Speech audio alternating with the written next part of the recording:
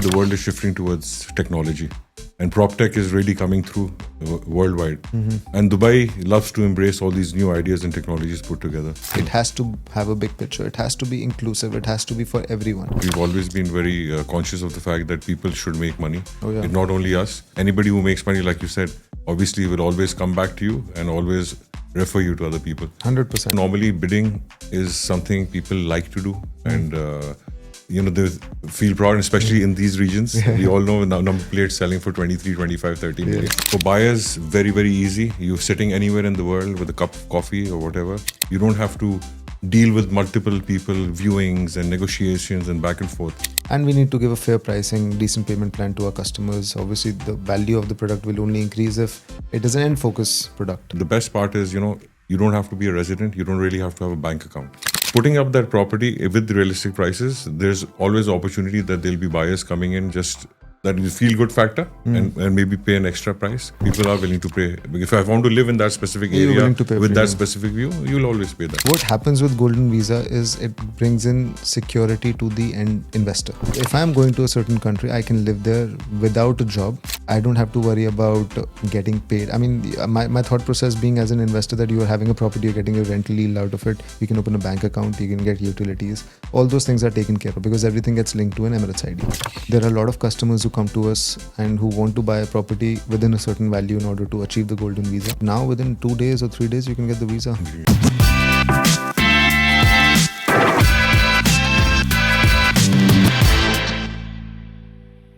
Hey Abhishek, how are you doing? All good. Good to have you. Same here. I can't believe after so many years with the COVID times, we are sitting together.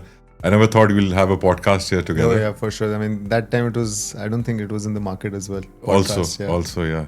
But reminiscing all those lovely times that we had together, closed down, but yet doing what we had to do. Yes, for sure. Constructing on time, doing the right activities, engaging people and so on and so forth. So it was good, yeah? Yeah, for sure. So, I mean, obviously the scenario has changed from COVID times. And I think it was a good learning curve in general because I've always said strength comes when you are able to commit and able to perform to what you're doing. So I think that has been a good marketplace at that time in terms of Dubai real estate because a lot of people were able to follow through on commitments. Obviously, the construction industry was having a bit of a slowdown. Products were not coming in the market. But yes, you stand to your commitment and you're able to perform. That's a good sign. Fantastic. So, of course. And then, it also helps developing a lot of trust with the broker fraternity. Correct. Which may play a major part in what we do in terms of development and so on and so forth.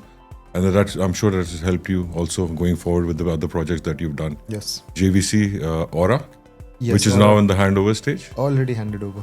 So you've delivered everything? We have delivered. The apartment is occupied now. I think we are looking at about 55-60% occupancy. Fantastic. So people have started moving. So I've seen things evolve because obviously we were involved from day one with the first project. Yes. How in terms of the size, obviously, the increase, and then in terms of the quality, the amenities and so many other things which have come through. So I mean, if we talk about the journey, I think it was, even though we do come from a development background and we have been in the development for about 4-5 decades now in the construction industry for about 3 decades. And I remember, I think the first time we met, that was about 15 years back?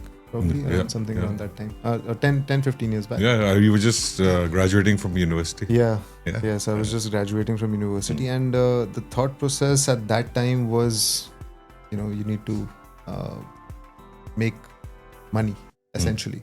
So the mentality has been to make money, but with time you have realized that it's much bigger than that. I mean, if you do anything with that mindset, you get tired. So I mean, there has been a lot of changes, and what we have realized, we need to be focusing for something bigger. It has to have a big picture. It has to be inclusive. It has to be for everyone. It cannot be localized for a particular individual or for a particular organization. So with that, we have really focused our energy in creating wealth, and we have been in the financial markets as well. So you know our background over there. Yeah.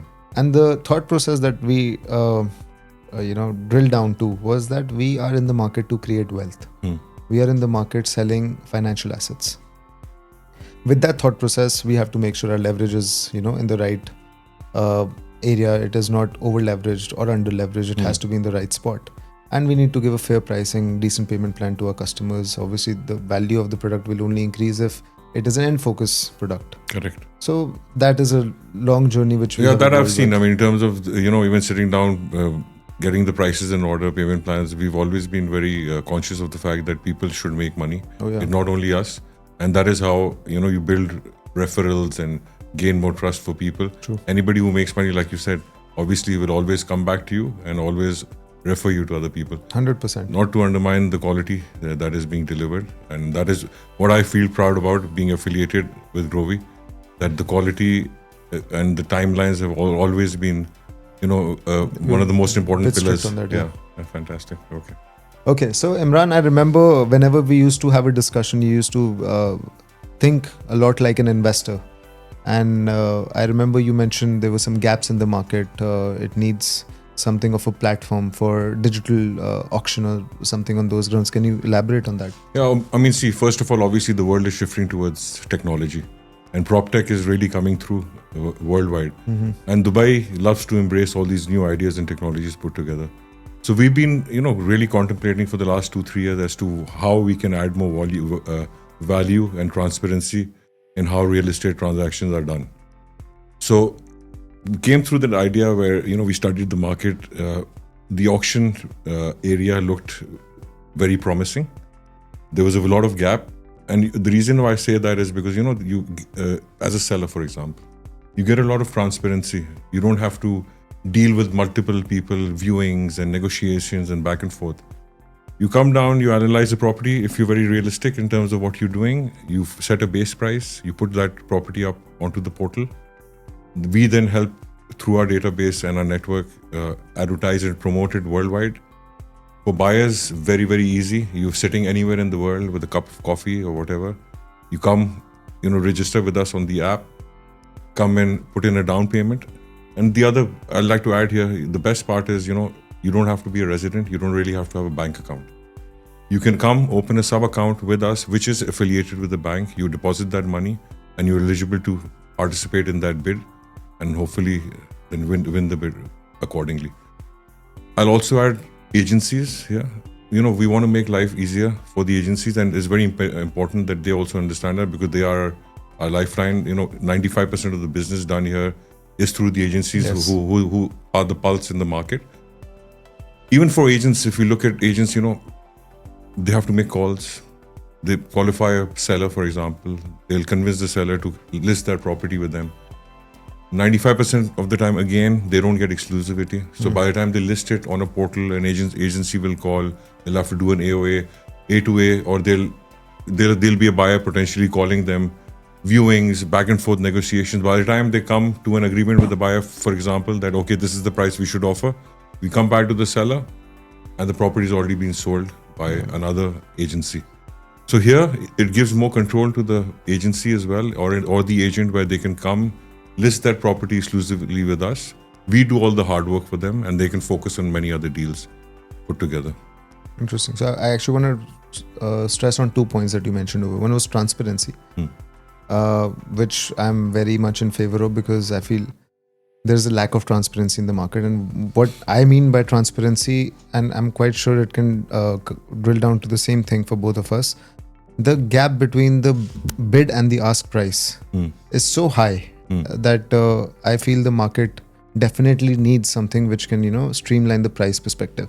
Yes, you have data available from land department where you can see what the selling or the transaction prices have been. But again, the sellers tend to quote higher. And if, for example, very basic example, you want to buy something, the offer is coming in at 100.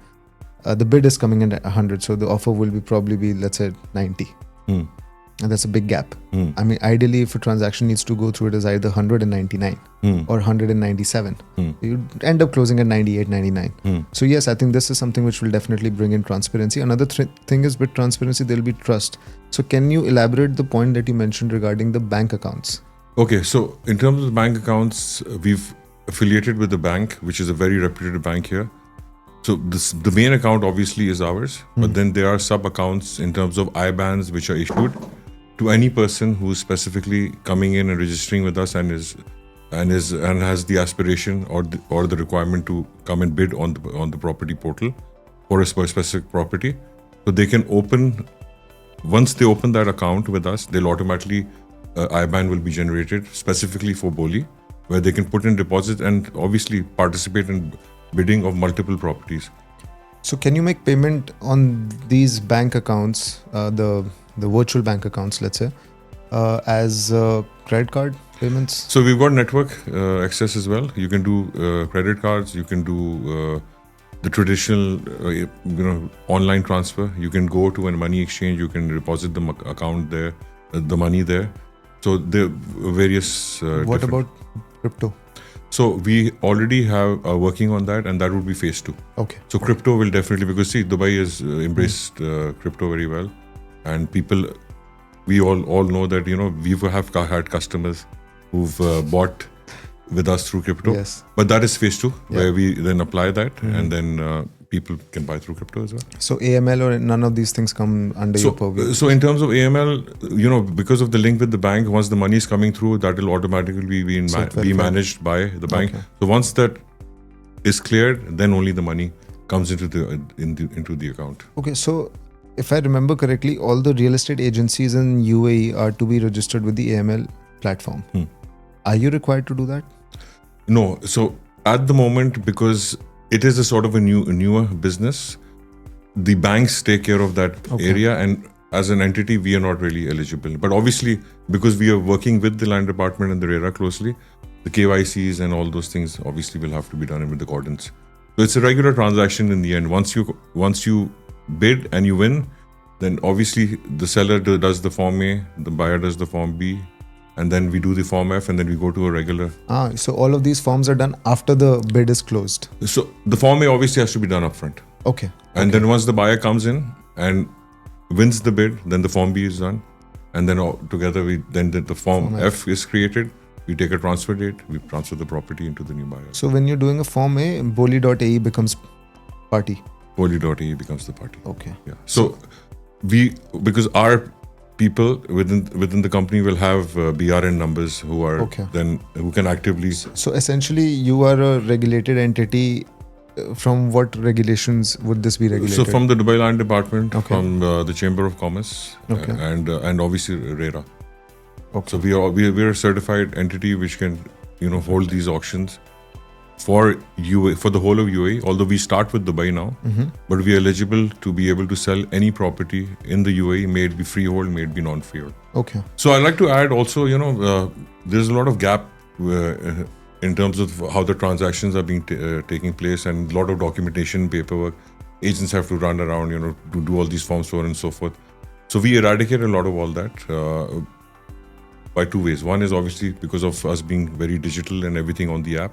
And secondly, a very competent team at the back, which helps the brokers do all these Form A's, B's and F's for them, get the photography done for them, get we've also got 2 independent evaluation companies with us, where sellers can potentially get their properties evaluated, snagged, and then get a report in terms of what the valuation should be. So even for the buyer, life becomes much easier, because if you got authentic valuations and so on and so forth, it gives it much more credibility for people. And now in the digital age, I mean, see, you're a developer, you sell off-plan properties. What do people see? They just see a brochure, and then that's the trust. And Dubai has made us trust that way, because what we show is what we deliver. Correct. The government has been very, very, stringent about the policies and the timelines and the qualities that developers should be delivering to those people. And that is why people have embraced the UAE so well. So you mentioned that what Boli is doing is essentially doing all the paperwork in the back end. This reminds me of something. Recently we were dealing with some agency, and the specific agent has never done a transaction. So even though we are not supposed to do the paperwork, our team ended up doing the complete paperwork for them, which is including the Form A, guiding them how to get the Form A, Form B, Form F sorted out. And we are not equipped for that, essentially. As a developer, we are not selling ready properties. That too in the secondary market. If we are selling, we're selling it directly through our platforms. So yeah, So that's interesting because that will definitely help a lot of people when you have that sort of infrastructure in house. Correct. Even helps the sellers in that way. I mean, you call up our 800 Boli number, speak to one of our customer care agents. They're going to take everything over, run you through all the steps, and make sure everything is very smoothless and seamless, so that the property is then ready to be uploaded onto the portal and ready to be sold. So what will be the price point? Let's say a property I want to sell at, let's say, $1 million dirham, and the valuation comes in at, I don't know, 800, for example, 800, 825. So how will you list that property? What will be the listing price of the property? Okay, so see, normally what happens is you have to be very real in terms of what the prices should be, and that is why the evaluation companies and the reference from the Dubai Rest app or the Dubai Land Department comes in terms of the transactions that have been done. So for that, obviously, we need to then sit, or the agent needs to sit and educate the seller. The seller also needs to be very realistic. What is interesting here is, normally bidding is something people like to do, and they feel proud, especially in these regions. We all know number plates selling for 23, 25, 30 million. Yes. So putting up that property with realistic prices, there's always opportunity that there'll be buyers coming in just to feel that you feel good factor and maybe pay an extra price. And also at times what happens is, there's specific properties which are listed, which are exclusive with us and are not available in the market. So then there's no value. There's no a certain value as such. People are willing to pay. If I want to live in that specific area with that specific view, you'll always pay that. So that is also the segment where, because of so many different mindsets of investors and sellers, there'll always be sellers and buyers who want to sell their property faster, be more real, because Dubai is an investor-driven market that way. 60-70% of people are investors. How they look at it is, okay, I've come in, I've bought in an investment into a project. It's turning around well. 12 to 18 months have passed. Prices have gone up. I've got another opportunity. I wouldn't mind, putting my price down by a little bit or a few percentage, get that liquidity, and then move on to the next project. Yes. And that is where our portal will, complement these people. Would you also have banks on board on this portal where a customer? So yes, we've already started linking up with banks, although we are not initially going to be doing settlement or litigation properties. Okay. But there are properties which are already being settled, and the bank has possession of them, will be then given to us for a very clean and smooth. Okay, so that is from a seller's perspective. That bank is coming in but I'm talking about a buyer's perspective. So let's say you, like how you have on the other platforms, right?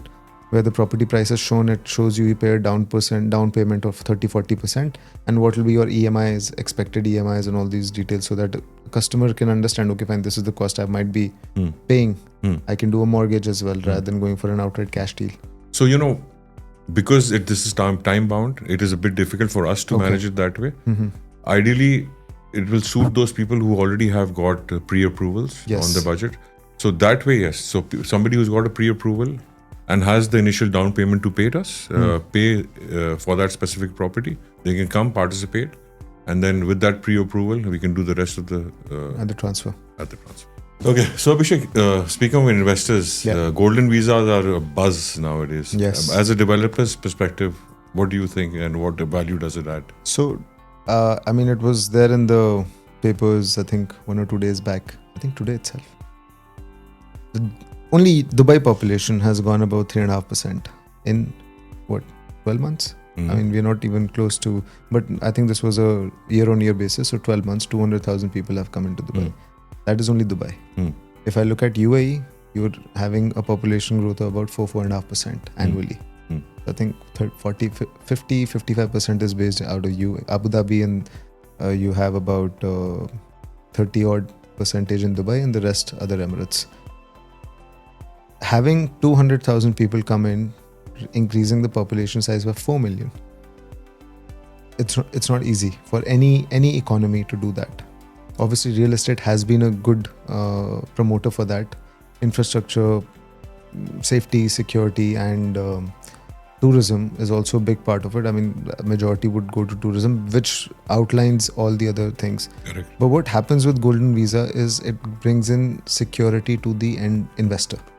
that if I'm going to a certain country, I can live there without a job. I don't have to worry about getting paid. I mean, my thought process being as an investor that you are having a property, you're getting a rental yield out of it, you can open a bank account, you can get utilities. All those things are taken care of because everything gets linked to an Emirates ID. So I think definitely it has been a growth factor for the market. There are a lot of customers who come to us and who want to buy a property within a certain value in order to achieve the golden visa. And the interesting thing is, I remember a couple of years back, the procedure was a bit lengthy. But now within 2 days or 3 days, you can get the visa. Once you have the Okud or once you have the official confirmation that you have bought the property, within 2 or 3 days, it's sorted. Yeah. So obviously, golden visa applies to these people as well who invest in real estate, but they're also now looking at, people in specific fields. So real estate is a part of it, but then again, the golden visa categories, it keeps widening. So that pulls in quality people, qualified people, and brings in a lot of impetus into the city by itself. And 15 years ago, if I look back, the mindset of people was come down, live a few years, make a bit of money, and go out. Yeah. And now, with all these initiatives and coming through, like you said, security, and access to the world, and so on and so forth. There's so many people now looking at settling here, retiring here. And that is why the whole vibe in terms of, now it's become a real city. Yeah. It's not a transit anymore. So we were just having this conversation that Dubai has a very short-term memory. So that shift is happening. That it's from short-term memory, it's becoming a long-term memory. And why short-term memory? Because people were in transit. Yeah. So the whole rotation used to happen. I'll tell you, something happened with me yesterday. Okay. I invested some money in 2008 in a project in Sports City. I won't be specific. I invested $1 million. And 3 months ago, I was contacted by the Dubai Land Department and the courts that we've made a settlement and 30% of your investment, you can come, deposit all your documents and get it refunded. I was paid back yesterday. Now look at Dubai. 18 years ago, when the compliance and regulations weren't there, as a developer, I could go to any master developer, pay a 10% down payment, and take possession of the plot, launch the project, and depend on the complete cycle of the buyer coming, buying, paying the installments, and then I pay contractors, consultants, so on and so forth. A lot of things didn't happen then. The project was gone, but just to regain that confidence of those people as well from that time. You're just an example. There will be so many. And believe me, yes. yesterday, I got paid yesterday. Oh, I couldn't believe it. I mean, Chalo, congratulations. 18 years. Forgotten money was, you got something. Yeah, and now the kids are taking over all that money. So earlier on, we touched on the point of transparency. Again, leading to trust. How would the bidders essentially feel that, the process is fair to them? Okay, the way we've built this platform and integrated technology with it, not only just integrated technology, the affiliations with all the relevant and authentic government organizations to make it even more credible. Buyer can come in, look at the property, see the valuation report, get an idea from AI or through credible platforms as to in terms of what value the property should be. And we vet all the properties anyway before we take them over. The idea is not to just put something on a portal and sell it. It has to have value for both the buyer and the seller. So a realistic price, a certain through due diligence and actual numbers, and then the buyer automatically being able to see all that and then applying it into the system. Yeah, because a lot of people, if let's say you're a first-time buyer, you would not necessarily have all this information with you. Yeah, but then on our platform, there is enough data where if somebody wants to go in, authentic data where they can come in and see the history, the track record in terms of those specific properties or areas, what they've done in the last few months, what transactions have taken place, what prices have these properties been transacted at. So I would say I'm very confident that we've covered all those bases very well with authentic information. That's good. When you talk about real estate auction, being in this part of the world, you always feel like auction is about coming from a bank. I mean, it's a foreclosed property or, enforced by the court or something on those grounds. But herein we are talking auction as a platform for quick transaction. Quick transaction for everybody across the board. we're not looking at litigation properties. The idea is to make life easier, more visible and transparent for everybody, and the process to be quicker. Because right now there are many platforms just to showcase the property, but you cannot do the transaction. Correct. Essentially. Correct. So right now what this is bridging is making this step further, essentially, that you can close a transaction as well. Correct. You can close the transaction, and then it gives a lot of advantage to the seller, because that specific property that gets exposed to the whole world. Yeah. You're not looking at only people coming into a certain portal and searching for a specific property. Once you're on our portal, you have access to all the listings that are available, and even those people, like I mentioned earlier, who do not have bank accounts here, who do not have residencies here, can still come and open sub accounts, deposit their money, all regulated, and be able to buy. So would you want to integrate blockchain technology down the line? Maybe go for segregated sales, because you are having that platform already. So is that something which can be in the pipeline? I mean, see, obviously, because again, this is also very tech related that way, and we've already had a history where we did a building through blockchain at the Palm, which was very successful. Okay. But this is something again in phase 2, along with the Bitcoin accessibility. We are looking at that, and then even tokenization for that matter. So you can also, when you say blockchain coming in, I think you can do a lot of REITs coming into the investments as well. Correct. Because they all look at aging properties essentially. Correct. That's right. So would you also mention the rental yields on the property when you are doing something? I mean, see, if there's a specific property which is already rented, then obviously it will mention that this is the property which is valued at, and this is the rental yield that they're coming at. But that's a valuable addition that you suggestion. What I'm thinking is, obviously, till when it is rented, if there's an eviction in order or something, and what is the potential rent as of today. So because the price point will be coming in as a ROI. So when you're looking at UAE ROI, let's Dubai ROI, you're looking at about, very optimistic 7%, realistic 6.25, 6.5%. And I think even in today's market, if you're doing 6.25 to 6.5% rental yield, it's phenomenal. You're doing really well. And then obviously the opportunity that Dubai gives with how it is evolving. Even if you look at capital gains, there's no other destination at the moment who gives better capital gains than what Dubai does. Yeah. Looking at 2040, where do you see Dubai?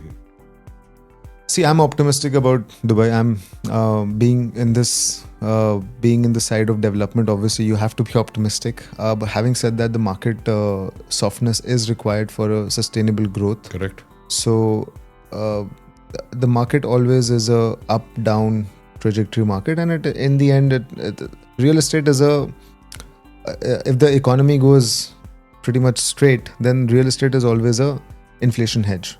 So what happens is, an economy only grows if there's inflation in the economy. So if there is an inflation in the economy, the real estate prices will continue rising.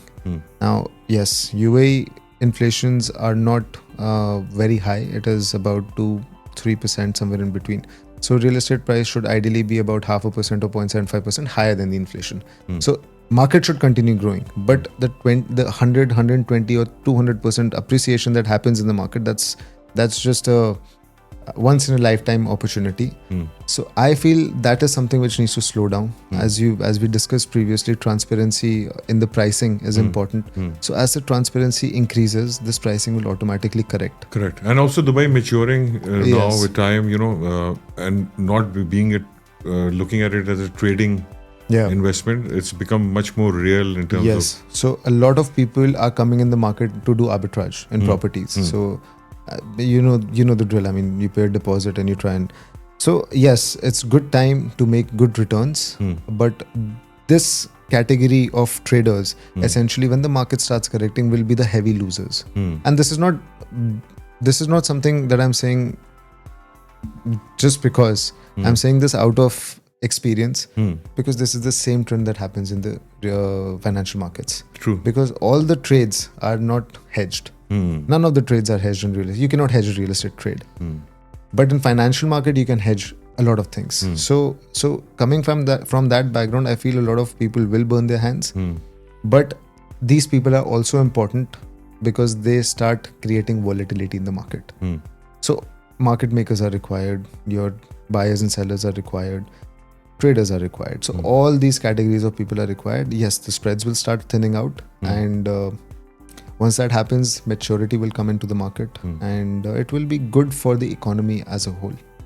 So yeah, I feel 2040, long way to go, but again, the prices will be in an uptrend. I cannot say if this year is going to be a correction, next year is going to be a correction, or 5 years down the line there will be a correction. But we've seen a little bit of a standpoint still in the last, which is healthy. Which is healthy, 100%. I mean, you would not want something to just keep going up because then it comes back down crashing, right? Yes, 100%. So that is not the sign that you want. You want gradual growth. And again, coming back to the point of wealth creation, it's not overnight. It is taking time. Generally, wealth creation is generational wealth creation. It is not overnight. So coming back to the ideology of real estate investment is also similar when you consider it from a financial background. So, I mean, if you look at a very traditional investor or a conservative investor as well, even then, if you look at the international markets, look New York, even Mumbai for that matter, price per square foot of properties are still significantly higher than what Dubai is offering. Yeah? See, I have quite a view on that. So, yes, price points are lower for Dubai, but there are many reasons for that. See, Dubai, UAE is an economy which is, how old is UAE? I mean, 1970, so 50 years, 52 years. The growth cycle is pretty much, I think, last 20 years, where the growth cycle is looked into, where the infrastructure growth is and things have started coming in. The economies we are comparing them are more than 1,000 of years old. Now, the land parcel in these economies have significantly lowered. I mean, there's not much space to build unless you are reclassifying an area, a forest area, you're reclassifying it as an urban development. That's fine. Here, you have a lot of land. Till that land is not occupied, it is difficult to say that we will be able to achieve those price points. Now, so I think that element needs to come into the picture as well. That where are we standing in terms of the whole life cycle? So all these mature economies are mature because time has been invested in them. So as time will, yes, the growth will be higher because the best of everything is coming here. Yeah, and they've learned from everywhere and they implement it faster. They evolve faster. And it's easier with newer technology. You don't need to adopt something which has been running there for a longer time. So you can always adopt the best and probably skip generations growth because of that. So I think all these factors will definitely contribute. And also, if I may add, people from our part of the world specifically, face a lot of devaluation issues and so on and so forth. So that is another very attractive point here where the dirham is pegged with the dollar. Yes. So you don't really look at capital depreciation that way. Coming back from your country, we buy something there, property prices have doubled. But if you look back 10 years, your currency values have also doubled. So you end up making nothing, right? So that way, security. Yeah. And then the return and yields that you're talking about, generally, you don't really see 7.5%. 2-3%. So that's even half. Yeah. And that is why a lot of people are also drawn in and are very comfortable, investing their money into real estate here. So technically, what it is supposed to be is your capital security, real estate. Correct. Whenever you look at a volatility of 20%, it's not healthy for the market in real estate. You can look at a volatility of 2-3% because that's your inflation hedge.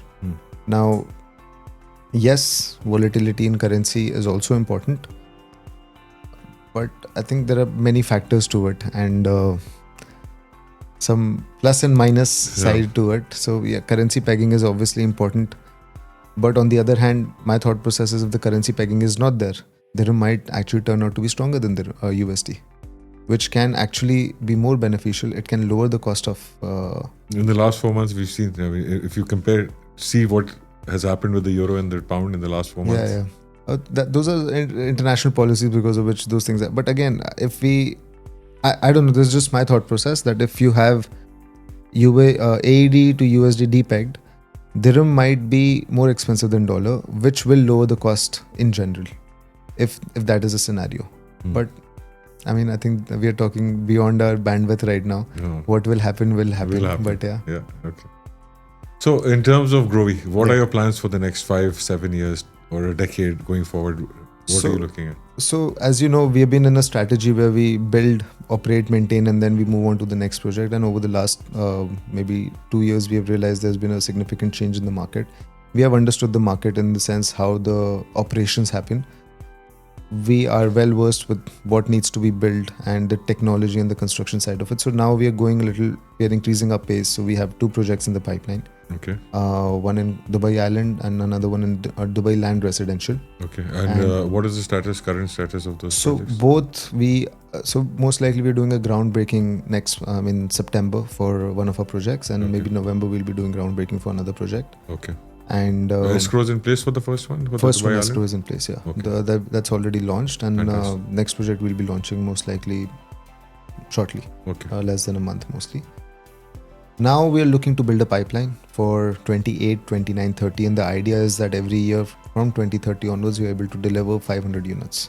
Okay. Every year consistently. Right. And then from there on we would want to venture into master developments and those sort of things, and possibly look into expanding to other countries. So in terms of so many recent developers coming through, and obviously regulations are good, but there has to be a very strong balance between the supply and demand. Yeah. What do you think Dubai is doing? Well, I don't think there's going to be a long-term issue in terms of supply and demand. I mean, even if you're looking at 60,000-70,000 units being delivered in 2027, sorry. So again, looking back at the numbers, 200,000 people coming in this year. I mean, if the growth story continues, it might be 220, 240, 260. So if that continues, and even if you look at a 40% people willing to buy an apartment. The capacity to buy. And then it's not only just the people who have the capacity, there are also people with blue collar, white collar jobs who can afford to rent those. Yes, right? yes. And that helps the investors who come in and invest their money in specific projects. As long as there are people to live, real estate will not fail.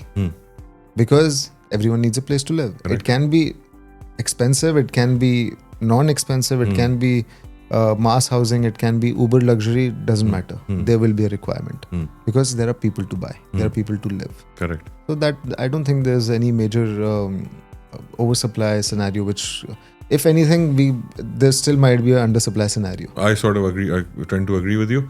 What about the luxury segment? In the last 3-5 years, all these branded residences and so on and so forth have started coming through, which have been taken well. But what is your take on that? I mean, if it can be executed properly, then it's a very good. It gives a better return to the investor. It gives a better address for someone to live at. So I think that's a very good. And Dubai being linked to luxury. I mean, essentially, when you talk about Dubai, you think about luxury. Yeah. So as soon as branded resident comes into play, then obviously that appreciates the value of the property. And generally, branded residences are going about 30-40% higher than the regular prices. So that obviously brings better value to the developer and the end customer at the same time. You look at a higher rental, you look at a better address, as I mentioned. So I think in the long run, branded residence is good, but I think if every residence is a branded residence, then it might lose its charm. So there needs to be a balance between, what sort of developer is partnering with what brand. So that and location also. Obviously. And location, yeah. That's very important. I mean, you can't have a top tier brand in further out in Dubai land somewhere or international. So I mean, you have to look at the price points as well. Yes. So Imran, this exciting chapter Boli seems very interesting, and I would want to know what your plans are for the next 5 years for Boli. So as I mentioned earlier, we've got the license to sell anything and everything real estate in the UAE, but we start off with Dubai being our home, and that's where our expertise lies. Yeah. Obviously, we do businesses with people in Ras Al Khaimah, Abu Dhabi, and so on and so forth. But first to establish that, and then grow into the UAE, into all the 7 Emirates, being able to have access for people to be able to buy properties all over the 7 Emirates, and most importantly, making our app and our product accessible to buyers all over the world as much as possible, for them to have a seamless, possibility to buy real estate into the UAE. That's interesting. I think that will. If that happens and people are easily able to buy, you might increase the property prices even further. We might be able to help UAE increase the property prices and do more volume. Yeah. Do you also plan on having developers on board for off plan? It is a bit tricky. We'll have to see how that goes, because as a developer, if I would look at, because I've been on that side for a long time. Yeah. So if I put a price point on the property, I would not like my property to be played around with in terms of pricing. Yes. But going forward, but if there are equations which could be made with developers where we could take in the full project and then market it worldwide through the platform and give them that comfort that we'll be able to achieve those prices and turn those properties around much faster. So I think there is light at the end of the tunnel. No, that seems interesting. So I'll come to you first. Huh? For sure. 200 units guaranteed. Done. Yeah, you got proof here. Done.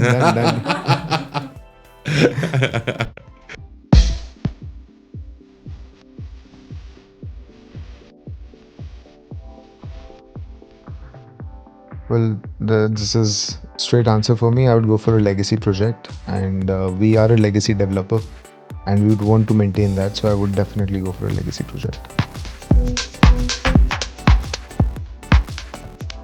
So this area has been there for a long time, and there's a lot of evolvement around that area, which is very, very central. But I feel Dubai Studio City is a bit underrated, and there's a lot of potential in that area.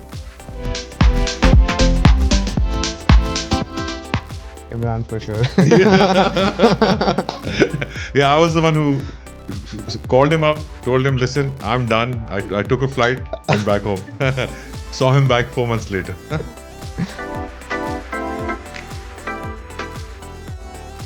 Any project Grovy Developers does, for sure. Well, recently I'm seeing a lot of private pools in terraces. Yeah.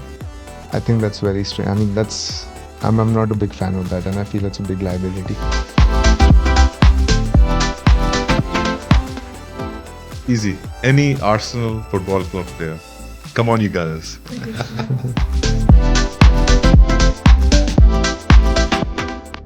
Boli. Auction deal first. Abhishek, honestly, pleasure as here. always. Thank you here. so much for taking our time. I had fun. And we must do this more often. For sure. Yeah, all the best.